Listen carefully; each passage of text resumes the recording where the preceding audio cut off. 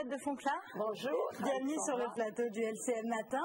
Vous êtes la créatrice du site internet Poèmes-Provence, un site où vous postez vous-même les poèmes que vous avez écrits. Alors vous allez commencer par nous raconter l'histoire. Alors, parce que j'étais un peu étonnée en lisant votre parcours, puisque vous êtes passionnée de Provence, mais il me semble que vous n'êtes pas tout à fait marseillaise. Non, je suis lorraine. Je suis née à Nancy et je suis venue il y a 32 ou 33 ans en Provence parce que mon mari était pilote d'essai. Et puis malheureusement, il s'est tué dans un accident d'hélicoptère et j'ai pas pu retourner en Lorraine. C'était pas possible. Quand on a connu la Provence, on peut pas retrouver les brumes du Nord, c'est pas possible. Et j'adore la Provence. Mais qu'est-ce qui vous plaît tant? Tous les paysages, le climat, les gens, tout me plaît en Provence. Je pense que je devais être provençale dans une vie antérieure, c'est pas possible.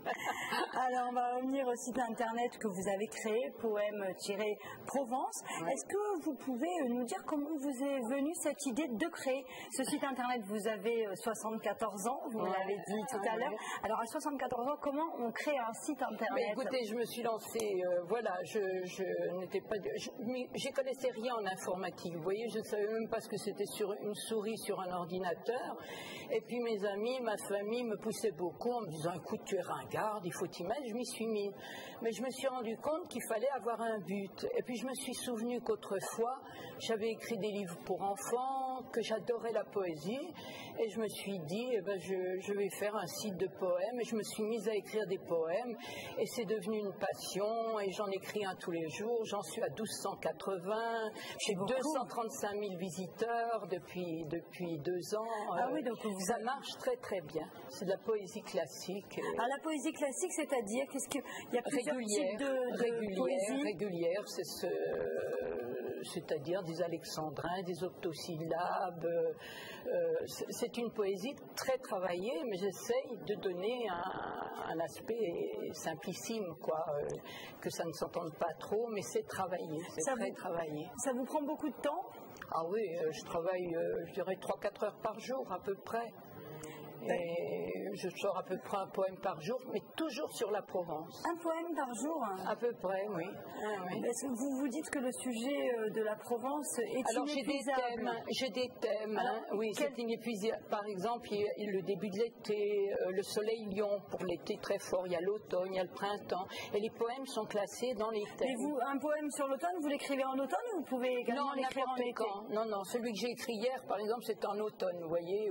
Mais comment vous faites? Je sais pas, c'est une sorte de rythme. Par exemple, je sais que c'est assez bizarre parce que je sais que dans chaque thème, par exemple, j'en suis à 114 poèmes par thème.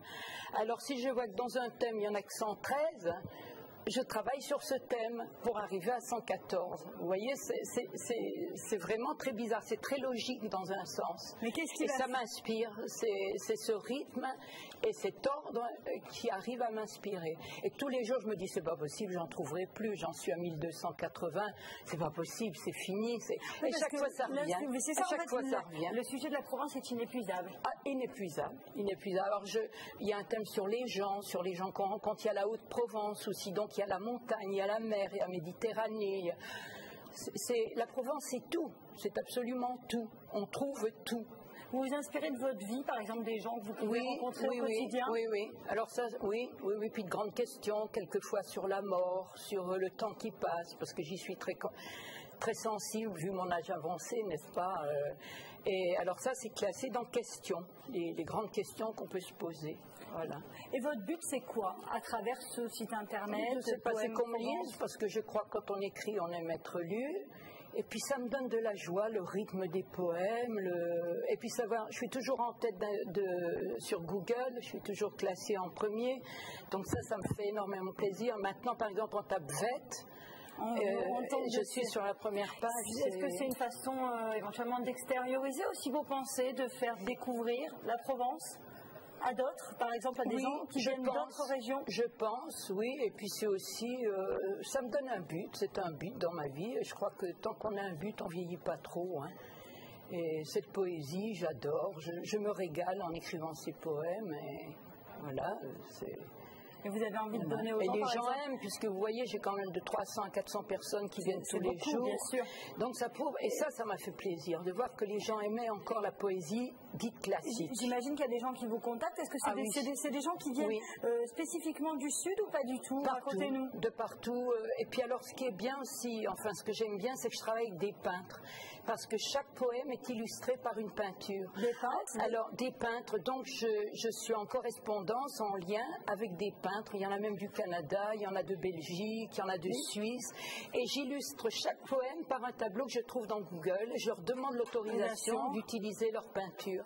Ce qui fait que le site est quand même beaucoup plus, c'est plus agréable. Donc, une peinture associée à chaque poème. D'ailleurs, si vous le voulez bien, vous allez nous faire plaisir, puis vous allez lire l'un de vos poèmes. Oui. Alors, il s'appelle Pause. Il flotte au fond de l'air un petit quelque chose qui titille Marseille. Un doux frisson léger, un soupçon de printemps. L'hiver marque une pause, oubliant pour un temps qu'on n'est qu'en février. La Méditerranée est frangée de vermeil, et l'eau qui dodeline étincelle et scintille. Sur le sable d'argent des flaques de soleil, bientôt évaporées, crépitent et pétillent. Le ciel est immobile, il n'y a pas de vent. Il fait tellement bon qu'on dirait le printemps. Les Marseillais ravis sont sortis en goguette pour jouir du soleil dont ils ont tant besoin. Ils flottent au fond de l'air un petit air de fête. Ils en oublieraient tous qu'avril est encore loin. Merci beaucoup, très beau poème. Hein. Merci beaucoup d'être venu sur le plateau du LCM Matin. Et puis voilà, on vous souhaite bonne continuation dans l'écriture de ces poèmes. Et puis pour vous, téléspectateurs, on le rappelle, votre site internet poème-provence.fr. Voilà.